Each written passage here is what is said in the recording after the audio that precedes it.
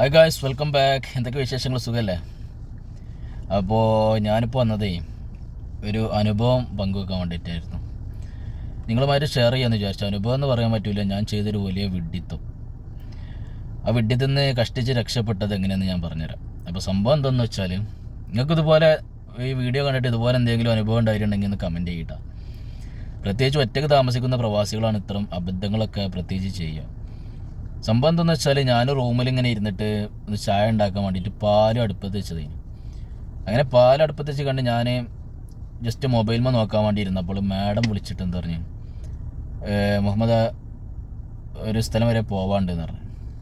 അങ്ങനെ ഞാൻ വണ്ടിയിട്ട് ചെന്ന് കണ്ട് മാഡം അപ്പം തന്നെ ഇറങ്ങിയിരിക്കണ്, പെട്ടെന്ന് ഇറങ്ങി. അങ്ങനെ വണ്ടിയിട്ട് പോയിട്ട് കേക്ക് അടിക്കാനാണ് പോയത്. അപ്പോൾ കേക്ക് മേടിച്ചാൽ വേണ്ടി ഇങ്ങനെ പോയിക്കാണ്ട് മാഡം കേക്കിൻ്റെ കടൻ്റെ ഉള്ളിലേക്ക് കണ്ട് കയറി. ഞാൻ വണ്ടിയിൽ ഇങ്ങനെ ഇരിക്കുകയാണ്.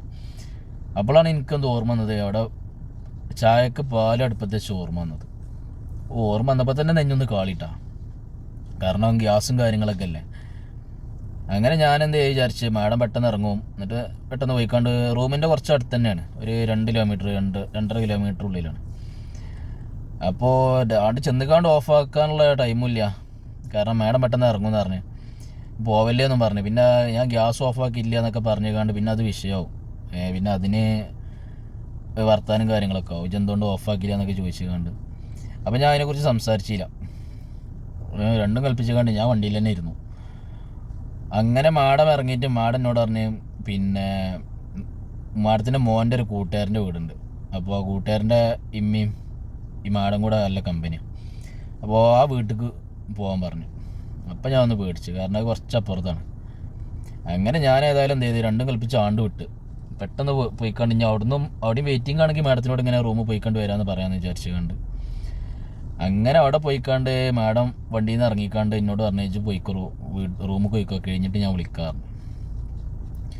അങ്ങനെ ഞാൻ എന്ത് ചെയ്ത്, അൽഹംദുലില്ലാ ഞാൻ നേരെ റൂമിൽ ഇട്ടിട്ട് എനിക്കറിയാം എന്തെങ്കിലും ഒന്ന് സംഭവിച്ചിട്ടുണ്ടാവുമെന്ന്. അങ്ങനെ പാലായതുകൊണ്ട് എനിക്ക് ചെറിയൊരു പ്രതീക്ഷ ഉണ്ടായിരുന്നു കേട്ടോ, കാരണം പാലിങ്ങനെ തിളച്ചുകാണ്ട് തുളുമ്പി പോവുമല്ലോ.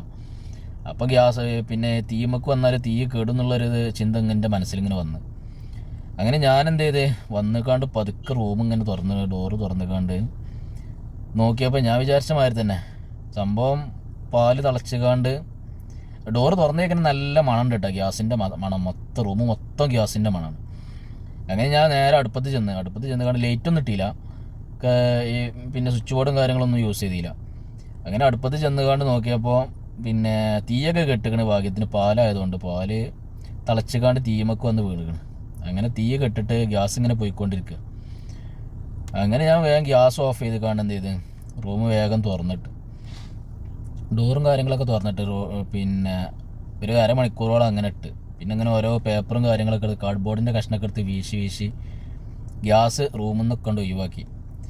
അങ്ങനെ കുറേ കഴിഞ്ഞിട്ട് രണ്ടും കൽപ്പിച്ച് കൊണ്ട് പിന്നെ എന്ത് ചെയ്ത് ലൈറ്റ് കൊണ്ടിട്ട്. അപ്പോൾ അൽഹംദുലില്ലാ കുഴപ്പം കാര്യങ്ങളൊന്നും ഇല്ല കേട്ടോ. അപ്പോൾ ഞാൻ ഇത് പറയാൻ കാരണം എന്ന് വെച്ചാൽ, ഇതിന് മുമ്പേ ഞാൻ മക്കത്ത് നമ്മളൊരു കമ്പനിക്കാരുണ്ടായിരുന്നു. അപ്പോൾ എൻ്റെ റൂം അന്ന് ഞാൻ പിന്നെ എൻ്റെ റൂമിൻ്റെ കുറച്ച് അപ്പുറത്താണ്, ഒരു 2-3 ബിൽഡിങ് അപ്പുറത്താണ്. അപ്പോൾ ഇതേമാതിരി എന്ത് ചെയ്തു, ഒരു ദിവസം പിന്നെ ഞാൻ അങ്ങനെ റൂം കിടക്കുമ്പോൾ ഭയങ്കര ഒരു ശബ്ദം കേട്ട്, എന്തോ പൊട്ടിത്തെറിക്കണ ശബ്ദം. അപ്പോൾ ഞാൻ അങ്ങനെ നോക്കിയിട്ട് ഡോറൊന്ന് നോക്കിയപ്പോൾ ഒന്നും കണ്ടില്ല. പിന്നെ കുറേ കഴിഞ്ഞപ്പോൾ ഫയർഫോഴ്സും കാര്യങ്ങളൊക്കെ ഇങ്ങനെ വരുന്ന സൗണ്ടൊക്കെ കേട്ട്. അപ്പോൾ ഞാൻ അങ്ങനെ നോക്കുമ്പോൾ ഒരു തമിഴ്നാട്ടുകാരനാണ്. അപ്പോൾ ഓൻ്റെ റൂമിൽ നിന്ന് പുകയൊക്കെ ഇങ്ങനെ വരുന്നുണ്ട്. അപ്പോൾ ഞാൻ പോയി നോക്കിയപ്പോൾ ഇതേപോലെ ചെയ്തതാണ്. അതേപോലെ എന്തോ പിന്നെ അടുപ്പത്ത് വെച്ചിട്ട് ഗ്യാസ് ഓഫ് ചെയ്യാൻ മറന്നുകാണ്ട് പുറത്തു പോയതാണ്. ബഗാലേ പോയിക്കാണ്ട് എന്ത് ചെയ്ത്, റിട്ട വരുമ്പോൾ സിഗരറ്റ് വലിക്കുന്ന ആളാണ്. അതുകൊണ്ട് ഡോറ് തുറന്നിക്കാണ്ട് സിഗരറ്റ് വലിച്ചുകൊണ്ട് റൂമിൽ കിടന്നതാണ്. അതിലാണ് മൊത്തം പൊട്ടിത്തെറിച്ച് റൂം മൊത്തം കത്തിപ്പിടിച്ച് കാര്യങ്ങളും എൻ്റെ പാസ്പോർട്ടും ഡ്രസ്സും കാര്യങ്ങളും മൊത്തം കത്തിപ്പിടിച്ച്. പിന്നെ അതേപോലെ ഓൻ്റെ ഡ്രസ്സും കത്തിപ്പിടിച്ചു, ഓൻ്റെ മേത്തൊക്കെ നല്ല പൊള്ളലൊക്കെ ഉണ്ടായി. പിന്നെ ആ റൂം മൊത്തം പൊട്ടിത്തെറിച്ച്. അവനൊക്കെ ഭാഗ്യത്തിന് കഴിച്ചിലായതാണ്. എന്താ വെച്ചാൽ റൂമിൻ്റെ പുറത്ത് നിർത്തിയിട്ട് കഴിഞ്ഞാൽ വണ്ടിയുടെ ഗ്ലാസ് മൊത്തം പൊട്ടി, അതിൻ്റെ ആ ഒരു എഫക്റ്റ് കൊണ്ട്. അപ്പോൾ ഞാൻ പറഞ്ഞതെന്താണെന്ന് വെച്ചാൽ, ഇതേപോലുള്ള അബദ്ധങ്ങൾ കാണിക്കാൻ മിക്കവാറും ഒറ്റയ്ക്ക് താമസിക്കുന്നവരാണ്. പലരും ഇതുപോലെ 1-2 ആൾക്കാർ ഇതുപോലെ സംഭവം ഉണ്ടായത്, ഗ്യാസ് ഓഫ് ചെയ്ത് കണ്ട് ഗ്യാസ് തുറന്നിട്ട് കണ്ട് ഓഫ് ചെയ്യാൻ മറന്നുകൊണ്ട് ഓട്ടം പോയ കഥകളൊക്കെ നമ്മളിങ്ങനെ പിന്നെ പലയിടത്തുനിന്നും കേട്ടിട്ടുണ്ട്. പലരും പറഞ്ഞത് 1-2 പേര് എന്നോട് തന്നെ പറഞ്ഞത് കേട്ടിട്ടുണ്ട് ഒരു ചെയ്ത അബദ്ധം. അപ്പോൾ നമ്മളെ ജീവിതത്തിൽ ഇങ്ങനെ വരുമ്പോഴാണ് നമുക്ക് അതിൻ്റെ ഒരു എന്താ പറയുക ഭീകരത മനസ്സിലാവുക. അപ്പോൾ ഇങ്ങനെ ഒരു സംഭവം ഉണ്ടായൊരു ഒരു ബാഡ് അനുഭവമായിരുന്നു. ഭയങ്കര ഇപ്പം ഇങ്ങനെ വീഡിയോയിൽ പറഞ്ഞാൽ അതിൻ്റെ ഒരു എഫക്റ്റ് കിട്ടൂല. കാരണം നമുക്ക് ഭയങ്കര ഒരു ഇതായിരുന്നു. കാരണം റൂമൊക്കെ കത്തി പിടിച്ചിട്ടുണ്ടെങ്കിൽ ഒരുപാട് സാധനങ്ങളും കാര്യങ്ങളും ഒരുപാട് വിഷയം കാര്യങ്ങളാണ്, പലതും ഉണ്ടാവും. അപ്പോൾ എന്താ പറയുക, അപ്പോൾ നിങ്ങളുമായിട്ട് പങ്കുവെക്കാമെന്ന് വിചാരിച്ചു. ഇതുപോലെ ആർക്കും ഒരു അനുഭവം ഉണ്ടാവാതിരിക്കട്ടെ. നല്ല ശ്രദ്ധിക്കുക പ്രവാസികളൊക്കെ, പ്രത്യേകിച്ച് ഒറ്റയ്ക്ക് താമസിക്കണമല്ലോ. റൂമിൽ നിന്ന് ഇറങ്ങി പോകുമ്പോൾ അതുപോലെ ഉറങ്ങുന്നതിന് മുന്നൊക്കെ ഗ്യാസ് എല്ലാം ശ്രദ്ധിക്കുക. അതുപോലെ തന്നെ ഈ വാഷിംഗ് മെഷീനൊക്കെ ഓഫ് ചെയ്യാതെ, അങ്ങനത്തെ വീഡിയോസൊക്കെ കാണാം. വാഷിംഗ് മെഷീൻ ഓഫ് ചെയ്യാതെ ഈ വെള്ളത്തിൽ കൈയിട്ടാൽ ഡ്രസ്സ് ഒക്കെ എടുക്കാനിടാനൊക്കെ വെള്ളത്തിൽ കൈയിട്ടാൽ ഷോക്ക് അടിക്കുന്നതൊക്കെ കേൾക്കാം, വീഡിയോയിലൊക്കെ കാണാം. അങ്ങനത്തെ കാര്യങ്ങൾ ശ്രദ്ധിക്കുക. കാരണം ഒറ്റയ്ക്ക് താമസിക്കണവരാകുമ്പോൾ എന്തെങ്കിലും സംഭവിച്ചിട്ടുണ്ടെങ്കിൽ പിന്നെ മറ്റുള്ളവർ അറിയണത് ചിലപ്പോൾ 1-2 ദിവസം, ചിലപ്പം ആഴ്ചകളൊക്കെ കഴിഞ്ഞിട്ടൊക്കെ ആവും.